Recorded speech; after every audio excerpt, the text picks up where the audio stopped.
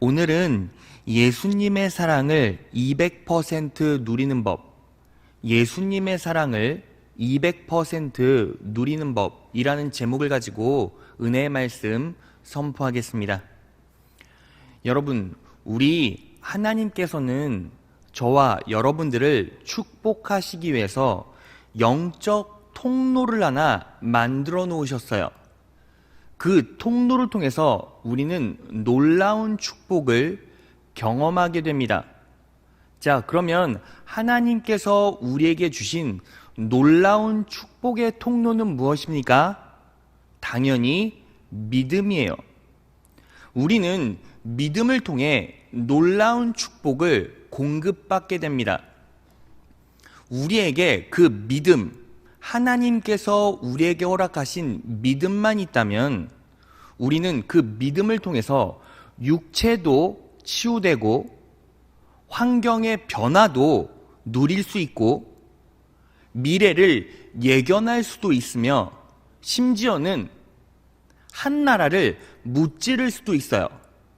자, 히브리서 11장을 보면 이 믿음의 기능에 대해서 다음과 같이 설명하고 있어요. 믿음으로 사라 자신도 나이 늙어 단산하였으나 잉태하는 힘을 얻었으니 라고 나와 있죠. 믿음으로 육체의 치유를 누리게 되었다는 거죠. 7절을 보면 믿음으로 노아는 아직 보지 못하는 일에 경고하심을 받아, 이 말은 무슨 뜻이죠? 미래를 믿음으로 예측하게 되었다는 거예요.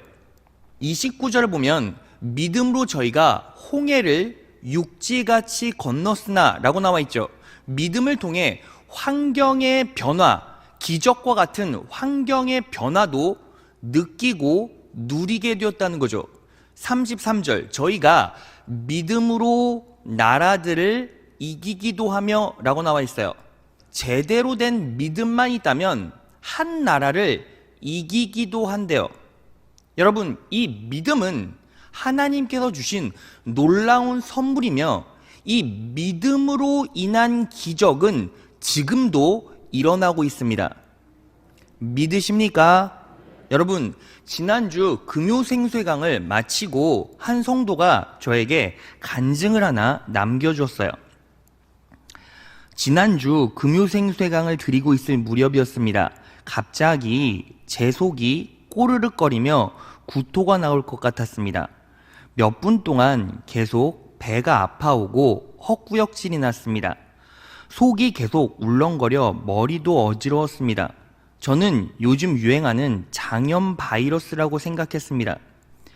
그런데 정도가 심해져서 배는 너무 아파왔고 힘들고 식은땀이 제 얼굴에서 흘렀습니다.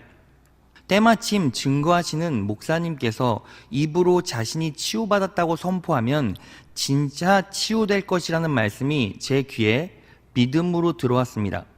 저는 순간 눈을 감고 제 배에 손을 대고 저는 치유받았습니다. 치유될 것입니다. 라는 말을 읊조리고 선포했습니다. 그런데 정말 그 말이 끝나자마자 제 배는 언제 아팠냐는 듯이 나았고 어지러웠던 제 머리는 말끔히 나아서 맑아졌습니다. 정말 치유될 거라고 하나님을 믿고 선포하는 자에게는 하나님께서 진짜 치유를 주십니다. 항상 삶에서 저에게 은혜를 베푸시는 하나님의 사랑을 한 번 더 깨달았습니다. 여러분, 이 성도는 믿음을 작용시켰고 믿음은 치유를 만들어냈습니다. 여러분, 여러분들은 믿음이 있습니다. 믿으십니까? 하나님을 아버지라 고백하신 분, 아멘.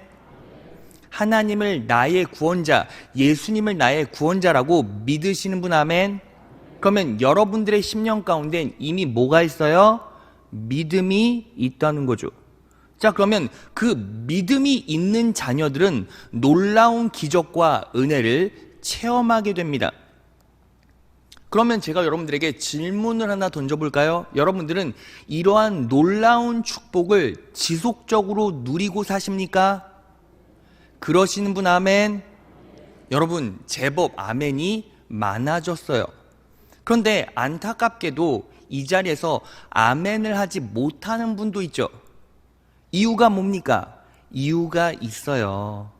마태복음 17장 20절이에요.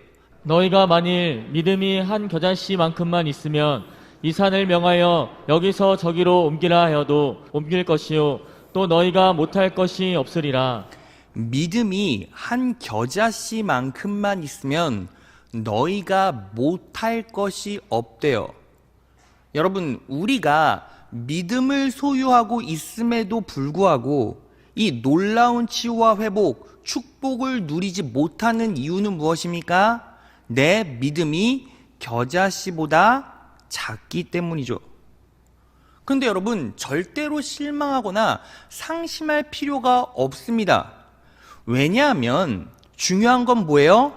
내 안에 믿음이 있다는 거잖아요. 여러분, 안타까운 사실이 뭡니까? 이 세상에는 두 가지 부류로 구분이 되죠. 믿음 있는 사람과 믿음 없는 사람. 근데 여러분들은 이 자리에 앉아있다는 것, 무슨 뜻입니까? 믿음이 있다는 거죠.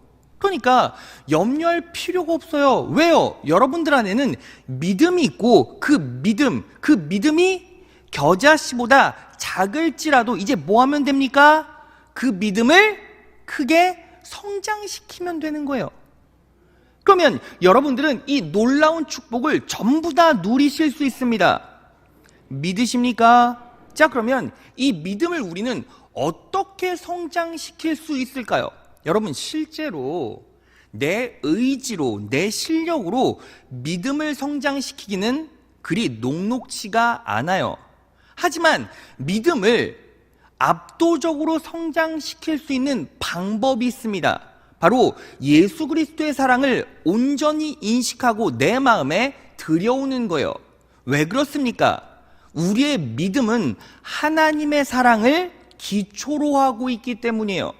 여러분, 우리가 매 순간, 매 예배 때마다 선포하는 복음이 무엇입니까? 요한복음 3장 16절이죠. 하나님이 세상을 이처럼 사랑하사 독생자를 주셨으니 이는 저를 믿는 자마다 멸망치 않고 영생을 얻게 하려 하심이니라.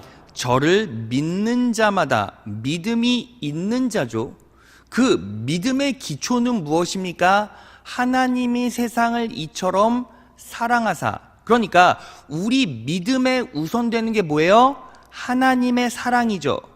그러니까 결국 우리가 우리의 믿음을 성장시키기 위해선 어떻게 합니까? 하나님의 사랑을 더 많이 공급받고 더 많이 공급받고 더 많이 공급받고 더 많이 그 사랑으로 채워지면 우리의 믿음은 자연스럽게 내 실력, 내 의지가 아니라 할지라도 커지고 성장하게 된다는 거예요. 믿으십니까? 자, 그렇다면 관건은 뭐예요? 그 예수 그리스도의 사랑, 그 하나님의 사랑을 어떻게 우리의 인생 가운데 지속적으로 공급받을 수 있냐는 거죠. 그래서 오늘은 이 놀라운 사랑을 200% 누릴 수 있는 영적 진리 3가지를 알아볼 것입니다. 바로 살펴보겠습니다. 첫째, 매일 영적 환기의 여유를 누리십시오. 매일 영적 환기의 여유를 누리라는 거예요. 너무너무 중요합니다.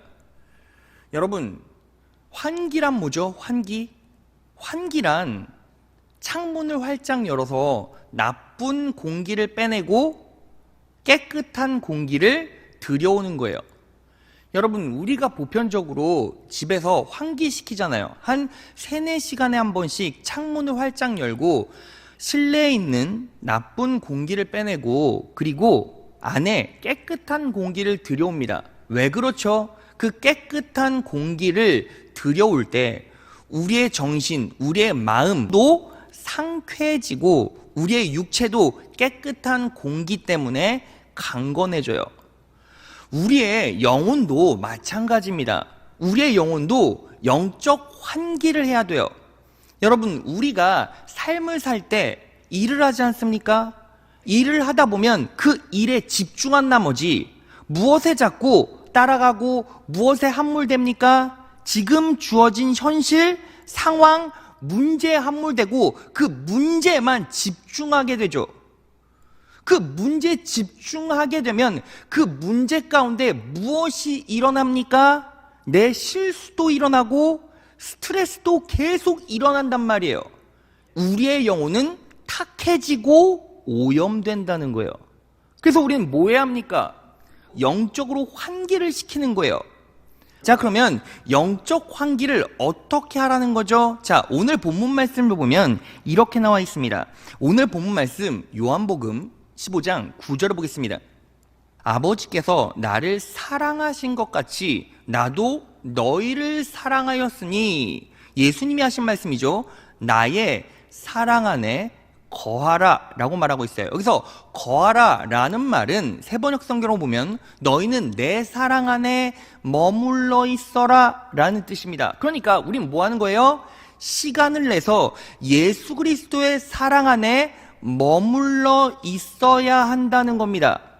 자, 그러면 예수 그리스도의 사랑 안에 머문다라는 건 무슨 뜻입니까? 그 사랑을 온전히 묵상하고 인식하고 그 사랑 안에서 그 사랑을 생각하며 그 사랑에 나를 맡기고 의지하는 거예요. 여러분, 시간을 내서요, 그 사랑으로 들어가십시오. 하루가 24시간이고 우리가 일을 한 10시간 한다고 가정해보면 우리는 영적 환기의 시간을 최소한 2번에서 3번 이상은 가져야 돼요. 내 마음 가운데 영적으로 탁해질 때, 염려가 들어올 때, 스트레스 받을 때 뭐 하는 겁니까? 시간을 내서 예수 그리스도의 사랑을 온전히 묵상하는 거예요. 커피 한 잔 딱 타놓고요. 그리고 커피 마시면서 그 사랑을 온전히 인식하는 겁니다. 그럴 때 우리의 영혼은 새로운 힘을 얻고 공급을 받게 됩니다. 믿으십니까? 여러분, 이것이요 얼마나 중요한지 여러분 구약 성경에 보면 이것에 대한 그림을 하나님께서 예표해 놓으셨어요. 자, 먼저 요한이 우리를 향한 하나님의 사랑을 어떻게 표현했는지 살펴봅시다. 요한일서 4장 10절이에요. 사랑은 여기 있으니 우리가 하나님을 사랑한 것이 아니요 오직 하나님이 우리를 사랑하사 우리 죄를 위하여 화목제로 그 아들을 보내셨음이니라. 오직 하나님이 우리를 사랑하사 화목제로 그 아들 예수 그리스도를 보내셨다고 말해요.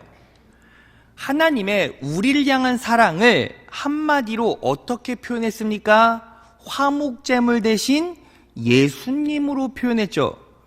그러니까 이 화목제물은 예수님의 사랑을 상징한다는 거예요. 근데 여러분, 우리는요 하나님의 자녀임과 동시에 무엇으로 부름받았습니까?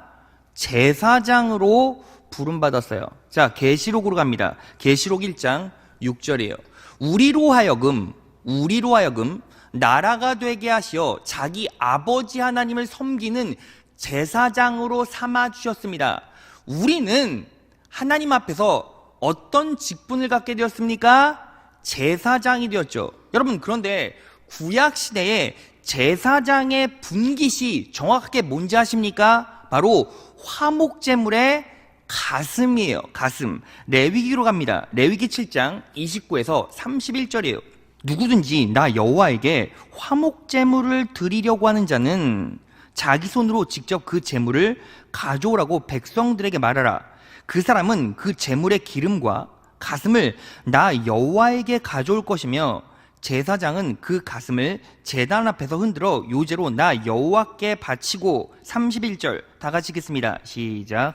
그 기름을 단에서 불로 태운 다음 그 가슴은 아론과 그 자손들에게 주어야 한다. 아론과 그 자손들은 누구를 말하죠? 제사장, 우리를 상징하죠. 우리가 방금 확인해 봤죠. 그런데 그 아론과 그 제사장, 자손들의 분깃이 뭐예요? 불로 태운 다음 그 가슴, 결국 뭐예요? 화목제물에 불로 태운 가슴이라는 거죠. 여러분, 불로 태운 가슴은 결국 무엇을 예표합니까? 여러분, 신구약에서요 불은 무엇을 상징하죠? 심판과 저주를 상징해요. 여러분, 소돔과 고모라가 어떻게 멸망되었습니까? 불로 멸망했죠. 불의 심판이 맺어요. 그리고 예수님께서 지옥을 정확하게 어떻게 설명하셨습니까? 불로 소금 치듯이 라고 설명하셨죠. 그러니까 불은 심판과 저주를 의미해요. 그런데 불로 태운 가슴이란 뭐예요? 심판과 저주를 대신 받으신 화목제물의 가슴, 화목제물의 마음이죠. 그러니까 불로 태운 화목제물의 가슴은 무엇입니까?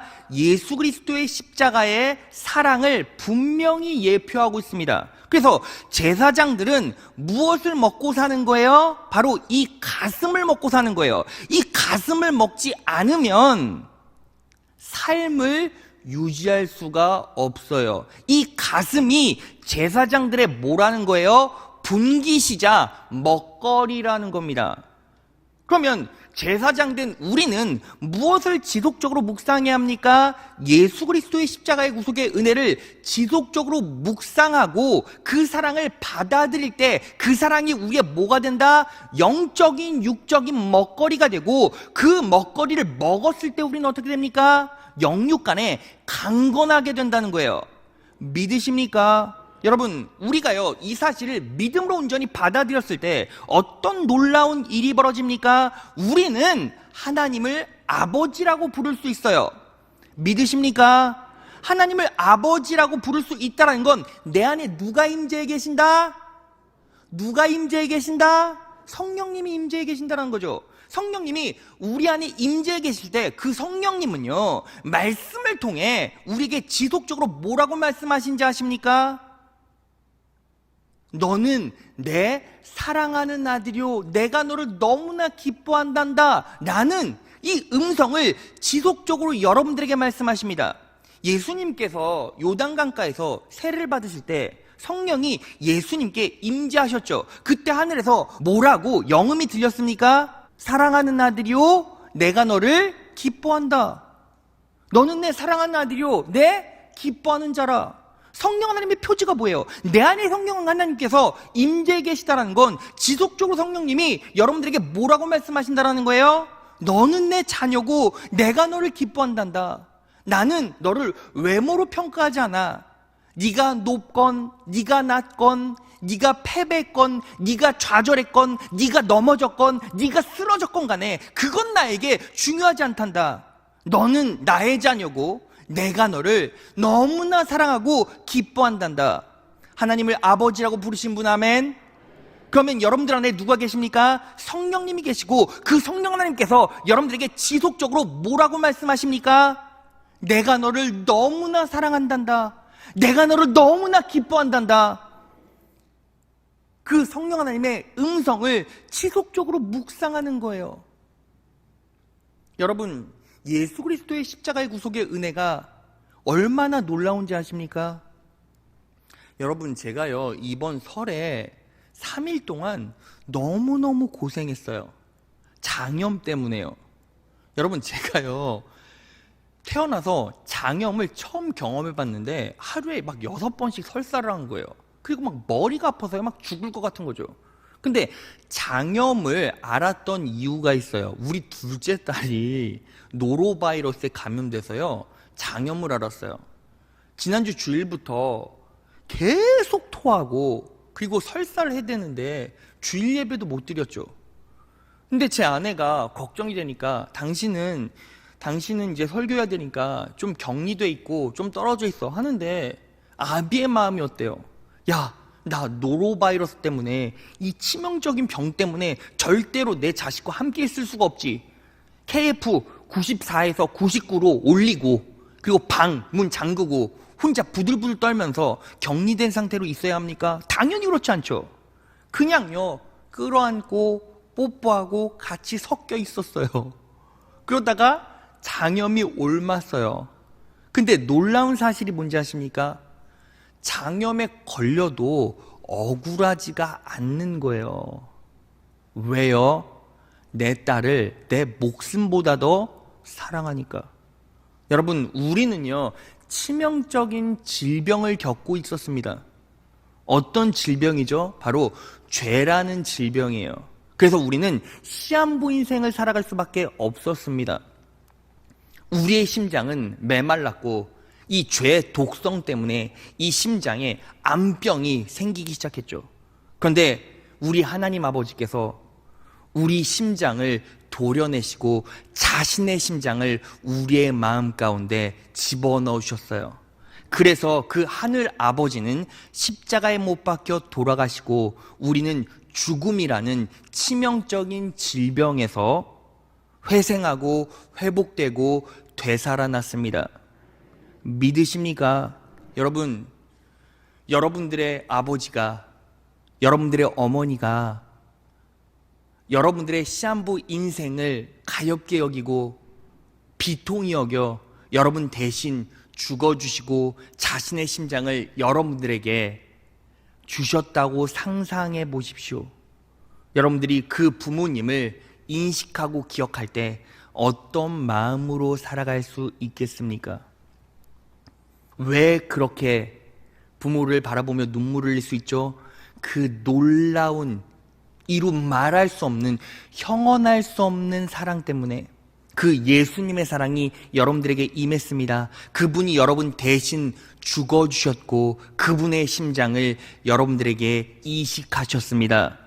믿으십니까? 그 심장을 누리고 씹어먹을 때 우리의 영혼과 육신은 놀라운 희망과 소망, 능력이 임하게 되고 그 힘으로 살아갈 수 있게 됩니다. 여러분, 십자가의 구속의 은혜는 예수 그리스도의 사랑이죠. 근데 그 사랑을 조금 더 확장시키고 더 섬세하게 어떻게 적용할 수 있을까요? 바로 그것이 두 번째 대지요. 둘째. 나의 연약함, 실수, 죄를 의식하지 말고 용서를 통해 은혜로 이끄시는 예수님을 묵상하십시오. 여러분, 나의 연약함, 실수, 죄를 의식하지 말고 용서를 통해 은혜로 이끄시는 예수님을 묵상하라는 거예요. 여러분, 영적 관계의 첫 번째는 무엇입니까? 나를 사랑하시고 나를 자녀 삼으셔서 무한히 나를 향해 기뻐하시는 예수님의 사랑을 묵상하는 거죠. 믿으십니까? 자, 그러면 두 번째는 뭐예요? 두 번째는 나의 실수, 죄를 의식하지 말고 나를 매 순간 용서하시고 은혜로 이끄시는 예수님을 묵상하라는 거예요. 여러분, 이게 왜 그렇게 중요하냐면, 여러분, 결국 십자가가 말하는 게 뭐죠? 십자가가 말하는 것은 구원이죠. 그런데 이 구원은 무엇을 통한 구원입니까? 용서를 통한 구원이에요. 용서를 통한 구원이 바로 예수 그리스도의 자비이자 은혜라는 것입니다. 믿으십니까? 여러분, 이 부분에 대해서 요한의 아버지 사가랴가 이렇게 말했어요. 누가복음 1장 77절에서 78절로 갑니다. 죄를 용서받고 구원받는 길을 주의 백성들에게 알리게 되리니 이것은 우리 하나님의 지극한 자비의 덕분이라 라고 나와 있죠. 여러분, 자비의 덕분이라, 은혜의 실제가 무엇입니까? 예수 그리스도의 십자가죠. 그 예수 그리스도의 십자가가 말하는 게 뭐예요? 죄를 용서받고 구원받는 길을 열었다는 거죠. 예수님께서 십자가에 못 박혀 돌아가셨습니다. 믿으십니까? 자, 이것은 뭐예요? 사건의 완료예요. 여러분들에게 용서가 이미 임했고 구원의 길이 열렸기 때문에 우리는 어떻게 됩니까? 지속적인 은혜로 공급받는 거예요. 믿으십니까? 여러분, 이것을요 지속적으로 묵상하라는 겁니다. 우리가요 항상 직장 생활할 때나 사회 생활할 때 어떨 때 갑자기 화가 나서 밖으로 툭 튀어나와서 바람 쐬죠? 대부분 내가 실수했을 때, 내가 넘어졌을 때, 내가 어떤 분풀이를 못했을 때, 막 여러 가지 스트레스가, 온갖 스트레스와 온갖 어려운 것들이 전부 다 왔을 때, 에이 못해먹겠네 하고 뭐합니까? 밖으로 잠깐 나가서 바람 쐬잖아요. 그런데 여러분, 그때 대부분의 사람들은 무엇을 초질과 묵상하죠? 나의 실수, 나의 연약함. 에이, 내가 그때 그렇게 했어는 안 됐는데, 내가 그거 선택했어는 안 됐는데, 내가 그것 때문에 다 망했잖아, 이런 것만 계속 묵상한다는 거죠. 여러분, 그리스도인들 중에서도요 결국 두 부류로 갈립니다. 내가 힘들고 어려울 때 예수 그리스도의 은혜를 묵상하던가 아니면 나의 실수, 죄를 묵상하던가. 여러분, 그런데 중요한 사실이 뭐예요? 내 연약함, 내 실수, 내 죄를 계속 묵상하게 되면 그 죄의 묵상이 어디로 이어집니까? 심판으로 이어져요. 아, 내가 이렇게 죄를 지었으니, 내가 이렇게 연약해 빠졌으니 결국 망하겠구나! 뭐로 자꾸 이어집니까? 심판으로 이어지고, 그 심판은요 결국 무엇의 빌미가 됩니까? 사단이 여러분들의 영혼을 장악하는 빌미가 돼요. 여러분, 그것을 정확하게 예표하고 있는 인물이 바로 욥이에요. 욥. 여러분, 욥은요 성경에서는 완벽하게 나옵니다. 그런데 욥의 가장 큰 문제는 뭔지 아십니까? 욥은요 하나님을 아버지로 사랑하지 않았어요. 욥은요 하나님을 아버지로 사랑하지 않았어요. 자기가 하나님의 자녀라고 인식하지 못했다는 거예요. 그 말은 무슨 뜻입니까? 그분을 온전히 신뢰하고 경외했지만 그분을 온전히 사랑하지 못했다는 뜻이죠. 자, 여러분, 욥기 1장 1절로 갑니다. 우스 땅에 욥이라는 사람이 살고 있었다. 그는 진실하고 정직하며 하나님을 두려운 마음으로 섬기고. 여러분, 욥은요 하나님을 어떤 마음으로 섬겼어요? 두려운 마음으로 섬기고 악을 멀리하는 사람이었다. 여러분, 그런데 하나님을 두려운 마음으로 섬겼다는 건 결국 무슨 뜻입니까? 요한일서 4장 18절. 사랑 안에 뭐가 없어요? 두려움이 없고 온전한 사랑이 두려움을 내어 쫓나니라고 나와 있죠. 이 사랑은 아가페 사랑이에요. 정확하게 헬라어로 아가페라고 나와 있거든요. 그러니까 아버지를 향한 자녀의 사랑은 두려움이 없어요. 그런데 욥은요 하나님을 두려운 마음으로 경했어요. 이 말은 하나님을 아버지로서 사랑하지 못했다는 거죠. 여러분, 아버지로서 사랑하지 못한 사람의 특징이 무엇입니까? 내 실수와 내 죄에 대한 대가를 분명히 치를 거라고 믿어요. 여러분, 그래서요 결국 고용된 직장인은요 실수하면 사장에게 잘릴까봐 계속 불안해하고 염려하면서, 야, 이건 그냥 심할서 쓰고 끝날 일인가 아니면은 결국 잘릴 일인가, 무엇만 계속 생각해요. 염려와 두려움 속에서 죄에 대한 대가를 어떻게 치를 것인가만 계속 생각한단 말이죠. 욥이 바로 그랬다라는 거예요. 그래서 욥은요 집안 행사가 있을 때마다 계속 뭐 했습니까? 하나님께 번제 드렸어요. 자, 그 장면을 봅시다. 욥기 1장 5절에서 6절이에요. 그의 생일이면 아들들이 각자 가서 자기들의 집에서 잔치를 베풀고 사람을 보내어 그들의 새 누이도 불러서 함께 먹고 마시더라. 그 잔칫날들이 지나면 욥이 사람을 보내서 그들을 성결케 하였는데 아침 일찍 일어나 그들 모두의 수대로 번제를 드렸으니 이는 욥이 말하기를 혹시 내 아들들이 죄를 짓고 그들의 마음속에서 하나님을 저주하였을까 하노라 함이더라. 욥은 계속해서 이같이 행하더라. 욥은 계속해서 이같이 행하더라. 욥은 계속해서 이같이 행하더라. 하루는 하나님의 아들들이 와서 주 앞에 섰고 사탄도 그들 가운데 왔더라 라고 분명히 나와 있죠. 여러분, 그러니까 욥은 뭐 한 거예요? 지속적으로 죄 졌을까봐 번제를 계속 드리는 거예요. 왜? 죄에 대한 대가, 저주받을까봐. 그러니까 그 번제 안에는 뭐가 있습니까? 하나님에 대한 두려움이 있죠. 하나님에 대한 두려움.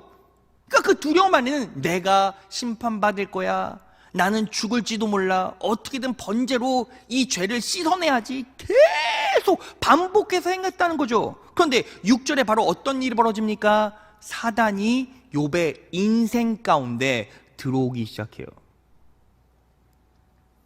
여러분, 여기서 우리는 무엇을 인식해야 합니까?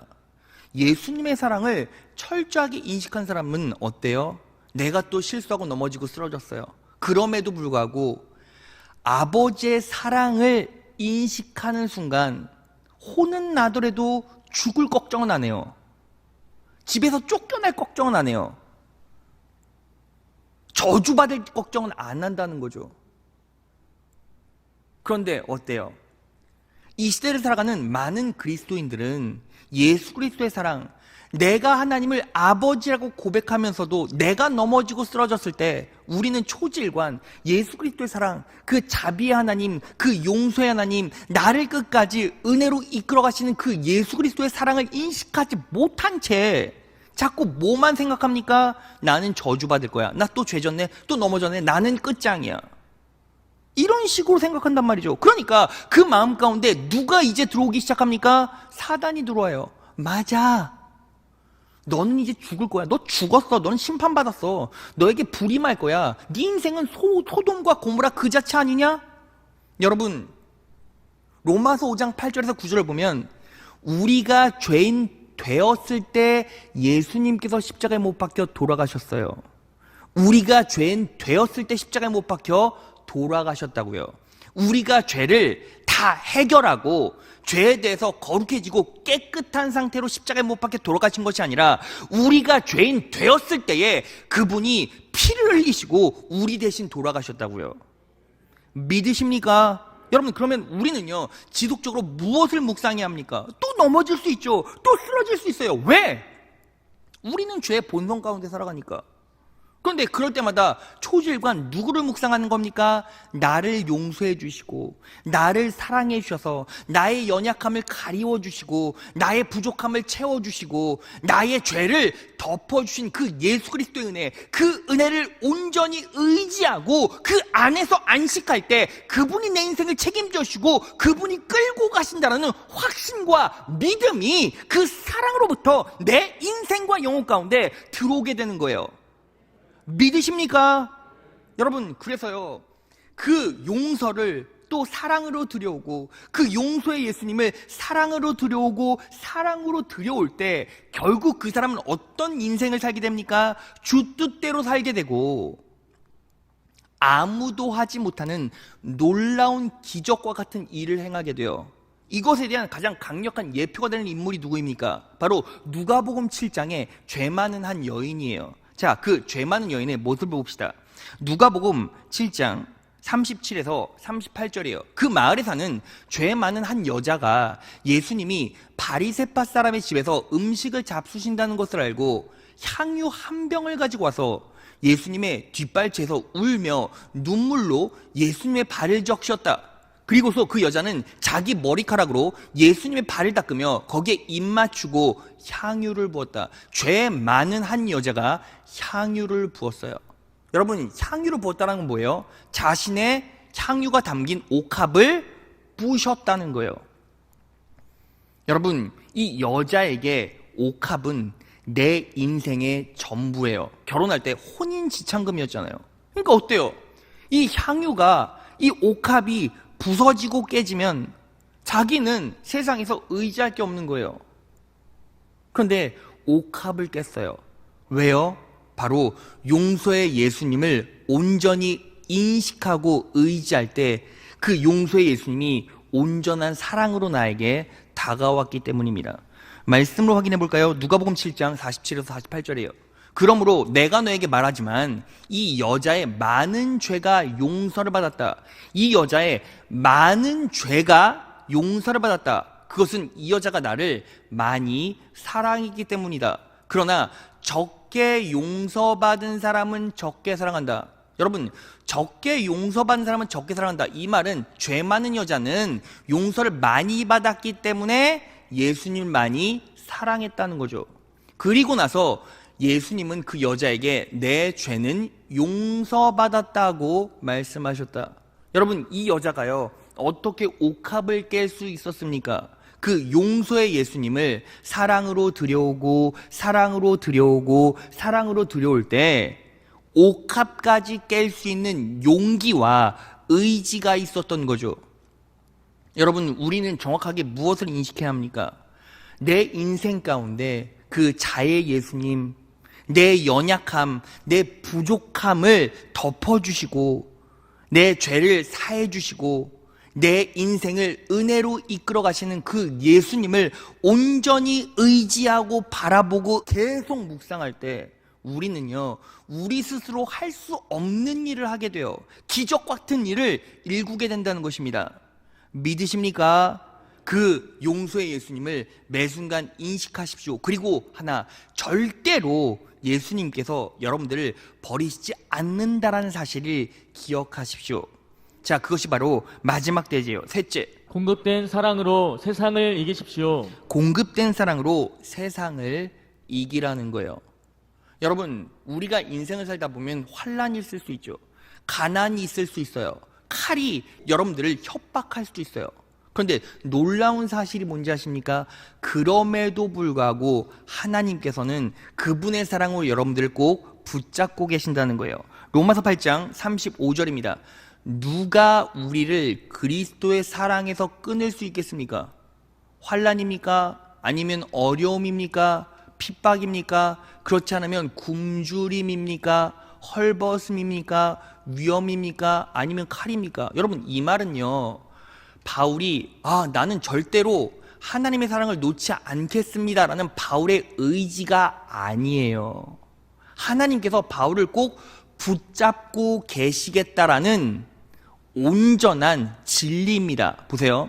환난입니까? 어려움입니까? 협박입니까? 굶주림입니까? 헐벗음입니까? 위험입니까? 칼입니까? 우리 인생 가운데 이러한 놀라운 어려움이 올 수 있죠. 그런데 이 메시지의 결론부 로마서 8장 37절 다 같이 읽겠습니다. 시작. 그러나 우리는 우리를 사랑하신 하나님을 힘입어 이 모든 것을 이기고도 남습니다. 그러나 우리는 우리를 사랑하신 하나님을 힘입어 이 모든 것을 이기고 남는다는 거예요.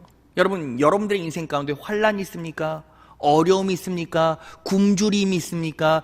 헐벗음이 있습니까? 가난이 있습니까? 칼이 있습니까? 물리적인 압박이 있습니까? 우리는 이겨낼 수 없으나 하나님께서 여러분들을 사랑으로 붙잡고 계십니다. 그래서 우리는 너끈히 이길 수 있다는 거예요.